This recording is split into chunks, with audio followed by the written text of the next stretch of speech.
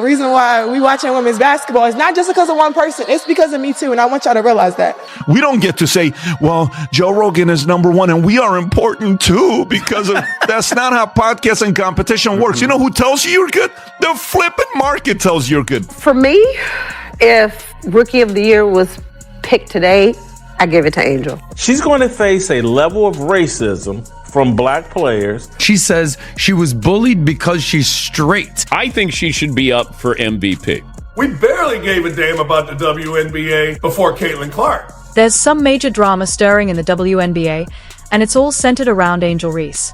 First, Coach Cheryl Reeve completely overlooked her during the draft. Now, Caitlin Clark is making her look like she's moving in slow motion on the court. But that's not the end of it. Reese's attempt to bring French star Gabby Williams onto her side just completely backfired. The big question is Angel holding herself back by focusing too much on Caitlin Clark? Could this Rookie of the Year race actually be hurting her performance? Stick around, we're breaking it all down, and you won't want to miss it. In their latest matchup, Angel Reese went head-to-head with Caitlin Clark. Neither of their teams are at the very top of the league right now, but during the game, Clark drew a foul. And here's where things got interesting. Remember, Reese is no stranger to success. She won a national championship in college, while Clark made it to the championship game 2 years ago. But for whatever reason, the fans seem more drawn to Clark's style of play. She's flashier, more exciting. And after that foul, listen closely to what Angel had to say. It's telling. Angel Reese is playing against Caitlin Clark, okay? They have this big game going on. Neither one of them are the best teams in the league, but she gets fouled, Caitlin Clark does.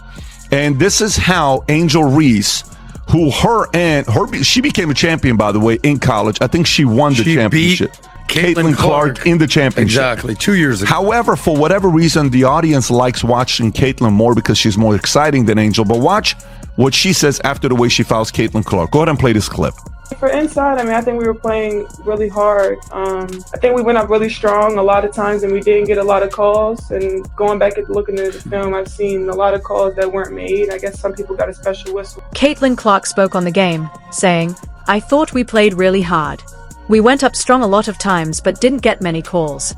After reviewing the film, I saw several missed fouls. I guess some players just get a special whistle." Before we continue, do me a quick favor.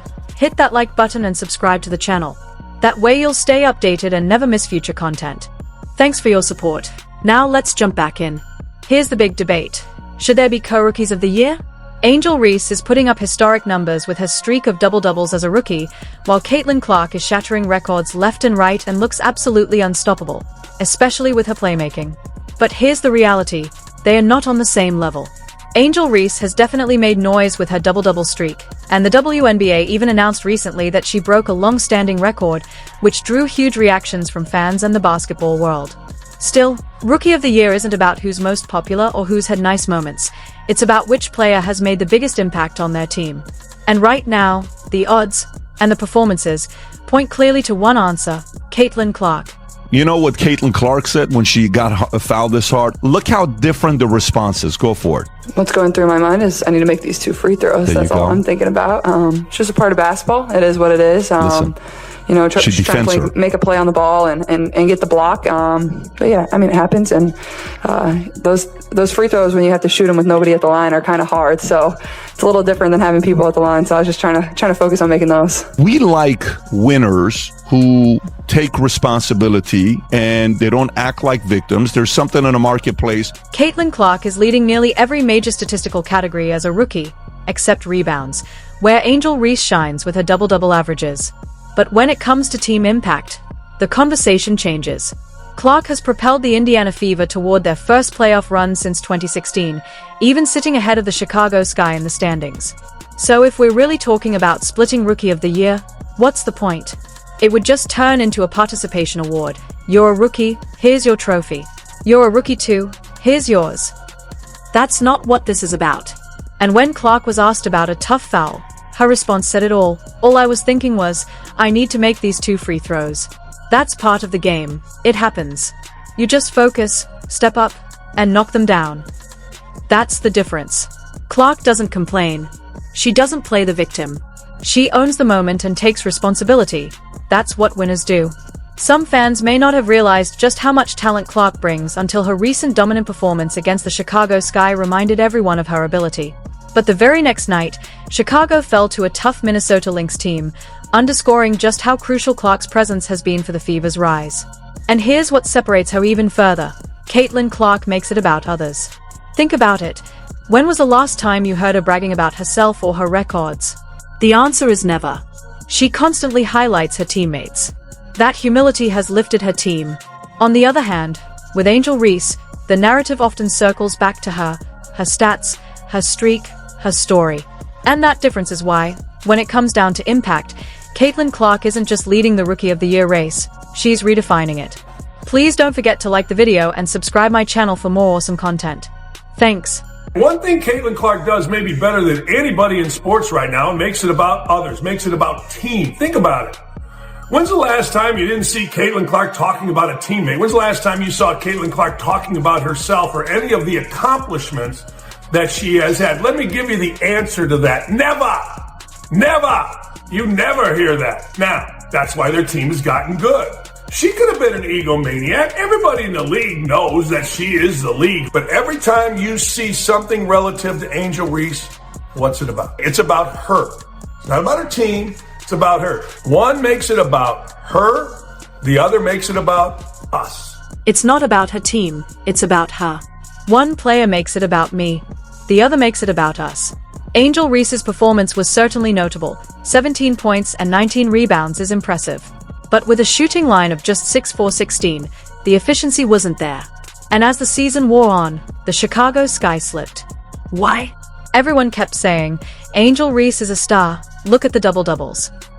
But the narrative was built around her, not the team. Take last night as an example.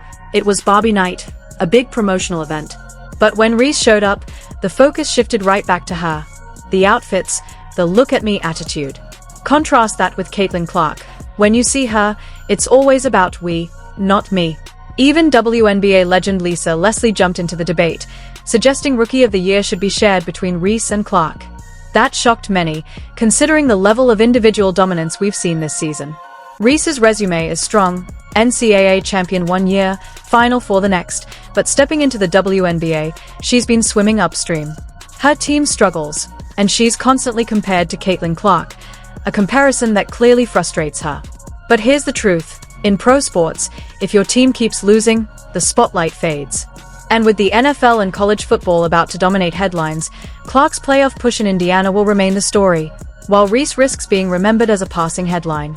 Lisa Leslie even went so far as to say Camila Cardoso outperformed Reese, which sparked debate. Meanwhile, Bleacher Report highlighted Reese's record-setting rebounding numbers, but many pointed out those boards often came from her own missed shots. And in the second half of the season, and the second half of this very game, the difference was clear. The team that played together, the Indiana Fever, blew past the Chicago Sky. Clark's impact elevated her team. Reese's numbers stood out, but not in a way that lifted Chicago. All year long, there's been an undercurrent of tension. Anyone who criticizes Angel Reese risks being accused of bias, while Caitlin Clark has become such a lightning rod for attention that even mentioning her name draws heat. She's become the WNBA's version of Harry Potter's Voldemort. You can't stop talking about her, whether you love her or hate her. The Sky are falling off the map in the second half of the season. Why? Well, they got a star, right? Everybody tells me Angel Reese is an absolute star. Look at all the double-doubles. Oh, my God. Well, Angel Reese and the Chicago Sky have made it about Angel Reese, not about the Chicago Sky. Even last night, if you look at it, what they have? Barbie night. We're giving out towels, blah, blah, blah, blah, blah. And when you see Angel Reese, what does she do? She's walking in with look-at-me outfits. It's about me. When you see Caitlin Clark, what do you see? It's about we. In the most recent matchup against the Fever, Angel Reese was nearly invisible on the court. To some fans, it even looked like she was extending her minutes just to pad her stats. Chicago Sky supporters are starting to feel let down, realizing that Reese's presence hasn't translated into meaningful team success. Meanwhile, expectations for Caitlin Clark remain sky high. She's supposed to be great, and she delivers. That's why the Reese for Rookie of the Year argument feels off. Reese wasn't some underdog surprise. She was already the centerpiece of a national championship team in college. Clark, on the other hand, enters every game with a bullseye on her back. if you don't stop her, you lose. With Chicago, no one is game planning around shutting down Angel Reese. It's worth noting that Camila Cardoso, drafted ahead of Reese, has missed significant time with injury. Reese has been active and chasing records, but Lisa Leslie's suggestion that she and Clark should share Rookie of the Year still doesn't hold up for many observers. Both players have exceeded expectations, but voters are tasked with making tough calls, and the case for Clark is stronger. Why? Because guards face a steeper learning curve in the WNBA. Despite that, Clark isn't just breaking records, she's the heartbeat of the Fever, guiding them toward a postseason berth for the first time in years. Her contributions directly translate to team success. Reese's rebounding streak is impressive, but much of it comes off her own missed shots.